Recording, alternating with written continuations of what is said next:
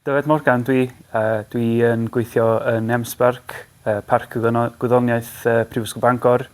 A rôl fi yma ydi helpu busnesau hefo gwaith life cycle assessment ac cynaliadwyeth. Nes I benderfynu wneud ysgoloriaeth CES 2 ar ôl gwneud gradd feistr yn Prifysgol Bangor. O'n i wedi gwneud gwaith ymchwil ar diwydiant cwrw crefft yng Ngogledd Cymru.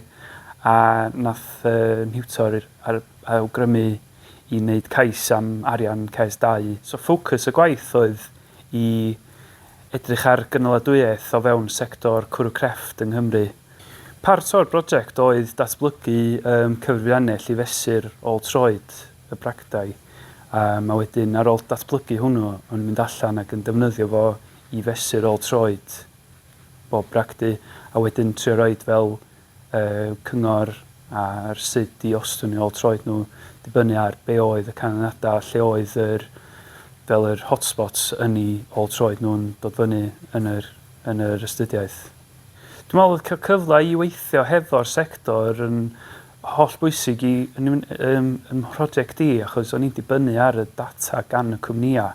Ond oedd hefyd cael mynd allan a cyfarfod y pobl, gweld lle nhw'n gweithio, rhoi elfen arall i just yr experience o'n i'n gael.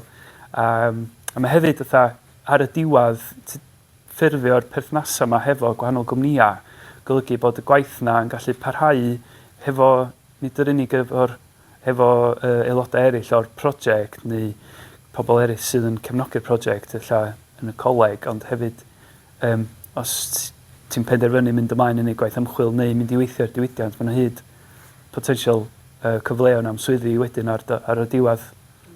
Uchafbwyntiau yr CES 2 i fi oedd cael y cyfle i fynd i cynadlaethau, dramor, ges i fynd i wneud cyrsiau yn Ffrainc, datblygu sgiliau life cycle assessment.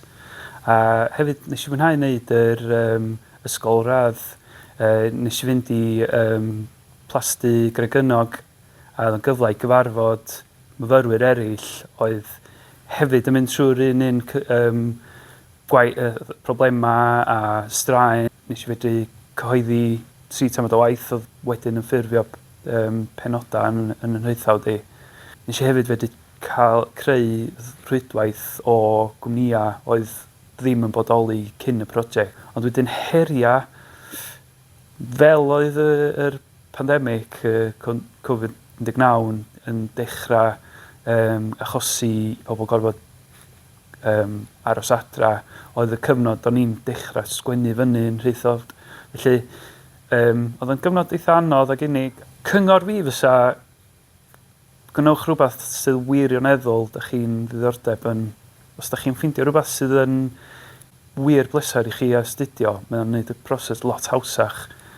Yn sicr, swn i'n awgrymu meddwl os ydy'r opsiwn yna i gyhoeddi gwaith fel mae'r penodau yn cael ei sgwennu, mae hynny'n tynnu pwysau off y person yn y diwedd pan mae'n dod i'r faifa, a mae'n rhoi rhyw fath o sicrwydd iddo chi bod chi wedi cwblhau tamad o waith da. Swn i'n licio gweld math yma o raglen yn parhau. Dwi'n meddwl mae'n bwysig i weld cydweithio rhwng diwydiant a academia, a mae cael prosiectau fel un yn tynnu nhw at ei gilydd. Ond dwi'n meddwl mae'n fantais mawr i'r busnesau gael yr ymchwil yma wedi cael ei wneud iddyn nhw a helpu nhw ar eu siwrna o be bynnag ydy prosiect i datblygu cwmni nhw. Mae hefyd wrth gwrs yn fantais i brifysgol o agwedd gwaith ymchwil.